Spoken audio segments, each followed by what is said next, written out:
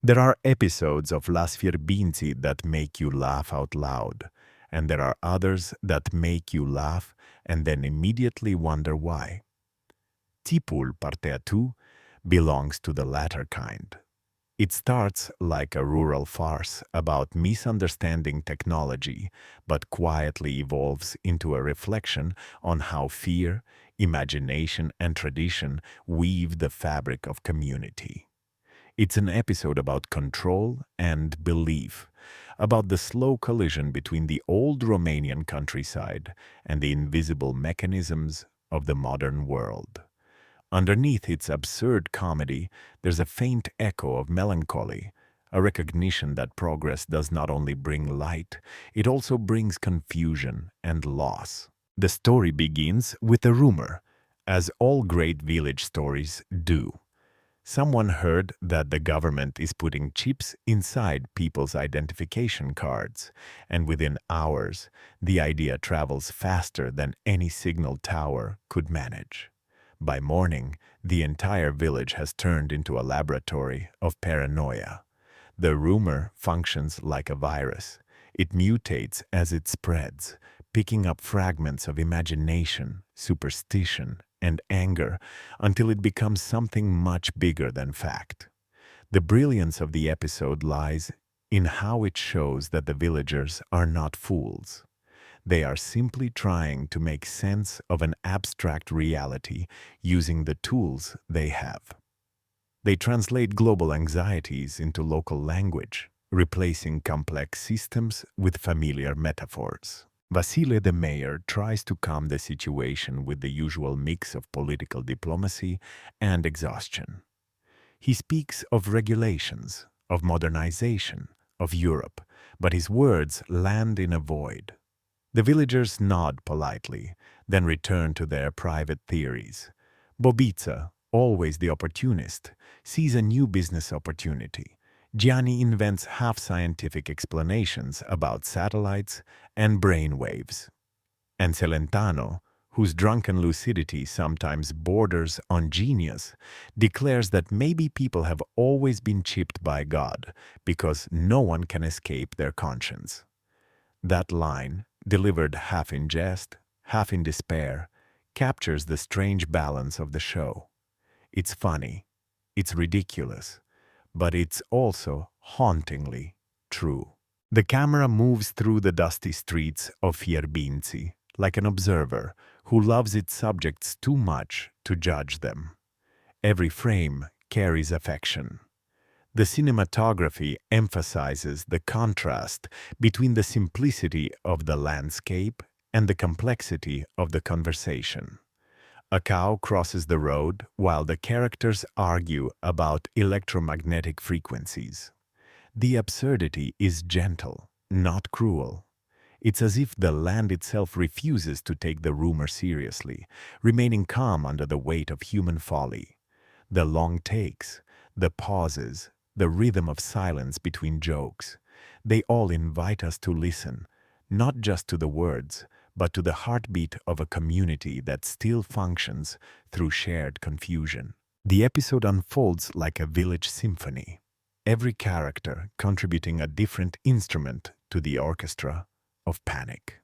Firisel, whose life philosophy can be summarized by the words, "Leave me alone," becomes the reluctant philosopher of the group. When someone suggests that the chip will allow the government to hear everything they say, he shrugs and says that maybe that's good, because finally, someone will listen to him. The line earns laughter, but it also hides a deep loneliness. Fierbinți, for all its noise and gossip, is a place where people talk but rarely feel heard. The fear of the chip becomes, paradoxically, a wish for recognition. One of the episode's greatest strengths is its treatment of ignorance, not as stupidity but as poetry. The villagers invent theories not because they are foolish, but because imagination is the only defense they have against uncertainty. When Gianni describes how microwaves can steal dreams, or when Branzois covers his windows with tinfoil. The scenes feel like rituals, primitive, theatrical, strangely beautiful. There's a sincerity in their absurdity.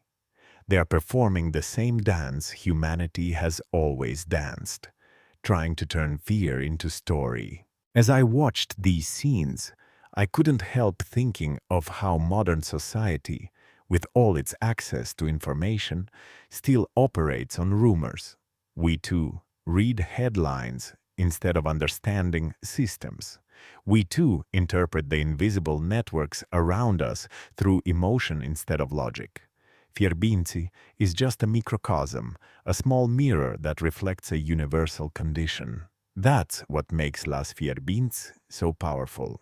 It speaks to the entire world while never leaving its village. In the middle of the chaos, there's a small, quiet moment that might go unnoticed.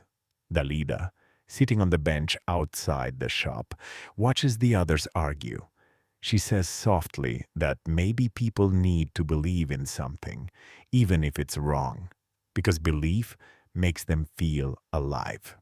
The camera stays on her face longer than usual, as if the director wants us to linger with that thought. It's not just a line, it's the philosophical heart of the episode. Belief, even absurd belief, gives people purpose. Without it, life becomes unbearable. Bobice's fake chip detection service becomes the perfect metaphor for capitalism feeding on collective anxiety. With a metal detector, some aluminum foil, and an air of confidence, he convinces half the village to pay for inspections.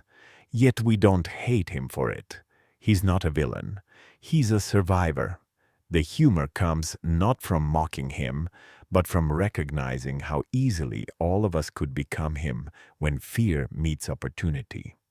The scene where he solemnly scans Celentano's arm and announces that the signal is strong is a masterpiece of comic timing. The villagers' expressions shift from panic to pride, as if being chipped were suddenly a mark of importance. It's absurd, but it mirrors how people sometimes transform fear into status. As the day progresses, the rumor takes on mythic proportions. Someone claims that animals are being chipped too.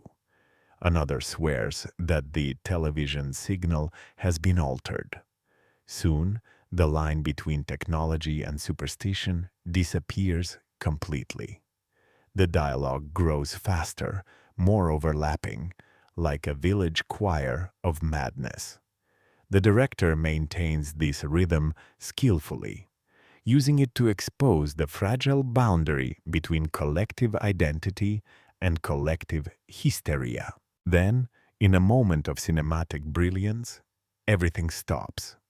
The night falls over Fierbinți, and the streets become silent. A single light burns in the bar, where a few characters sit, drinking quietly. The mood has shifted.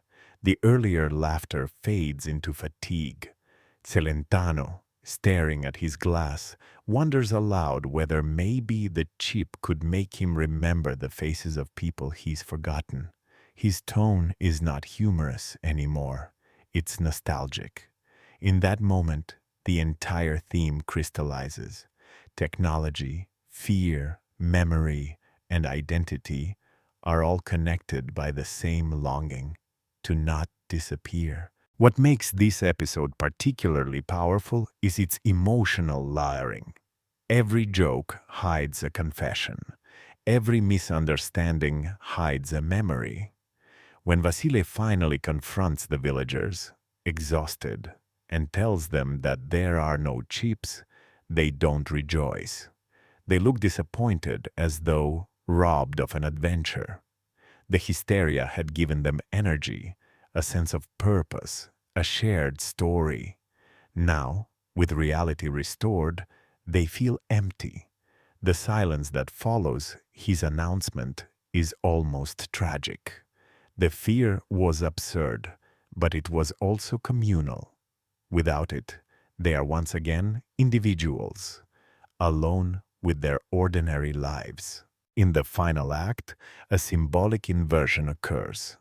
The characters, now pretending they never believed in the rumor, begin mocking each other. It's a defense mechanism. Laughter becomes a way to hide embarrassment, but the audience knows better. The camera lingers long enough to reveal traces of doubt still lingering in their eyes. Fierbinți will move on, but something has changed. The rumor has left a mark, a small fracture in the collective psyche. From now on, any new piece of news will be filtered through that memory of confusion.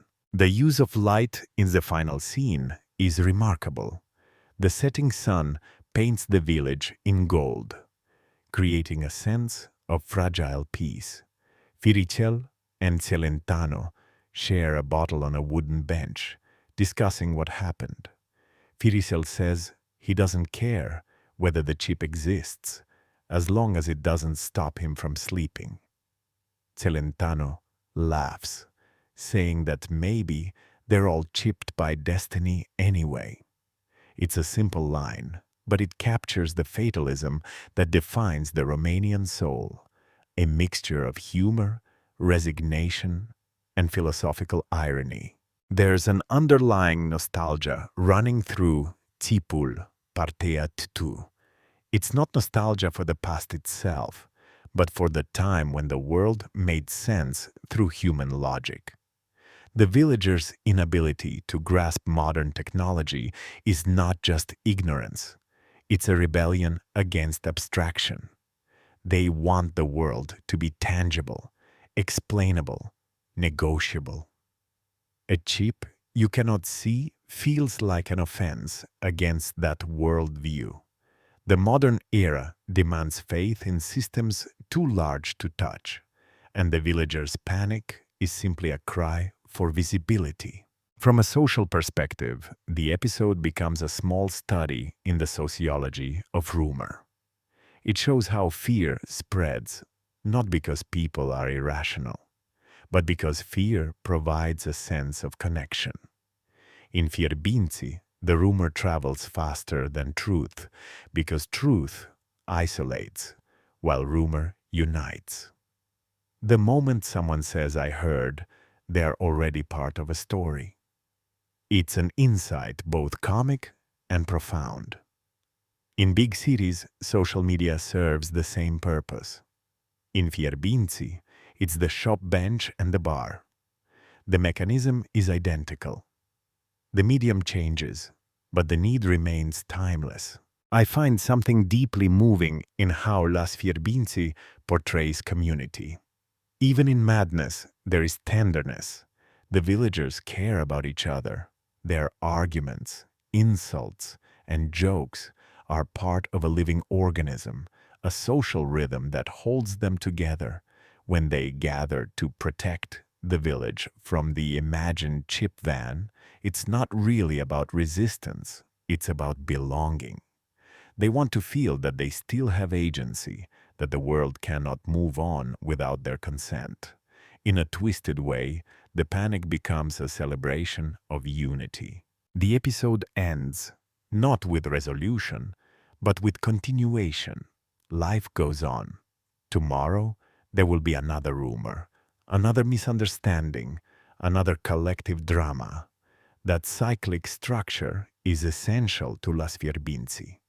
It tells us that life in the village, like life everywhere, is an endless negotiation between truth and myth.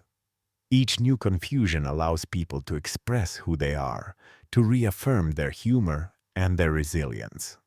The laughter that closes Tipul Partea tu is not the laughter of fools. It's the laughter of survivors. What makes this particular installment stand out is how it manages to discuss deep themes, knowledge, faith, progress, without losing its lightness. The writing is sharp, but compassionate. The direction never allows mockery to turn into cruelty. The performances, especially those of Celentano and Firicel, balance comedy with melancholy in a way that feels effortlessly real. It's easy to laugh at them, but harder not to love them. On a personal level, I think the episode resonates because it captures something universally human: the tension between curiosity and comfort. We all claim to want truth, but what we really crave is reassurance. The villagers of Fierbinți embody that contradiction openly. They are brave enough to question the unknown, yet fragile enough to invent an explanation when reality offers none. In that sense, they are not behind the times. They are simply more honest about their confusion than most of us. By the time the credits roll, Tipul, Partea 2, feels less like a comedy and more like a folk tale about the age of information. It teaches no moral and offers no closure. It simply presents life as it is, chaotic, tender, and absurd. It reminds us that even in the smallest, most remote corners of the world, the great battles of modern existence, between reason and faith, between knowledge and myth, are being fought every day, often over a glass of cheap beer and a rumor that refuses to die. In the end, Fierbinți stands as a metaphor for the entire human condition, a place where laughter and fear coexist, where every misunderstanding becomes a story, and where even the most ridiculous panic can reveal a profound truth about the human heart. Watching this episode, one can't help but feel both amused and humbled, because somewhere inside each of us there is still a small piece of Fierbinți, waiting to believe in something that makes the world less lonely.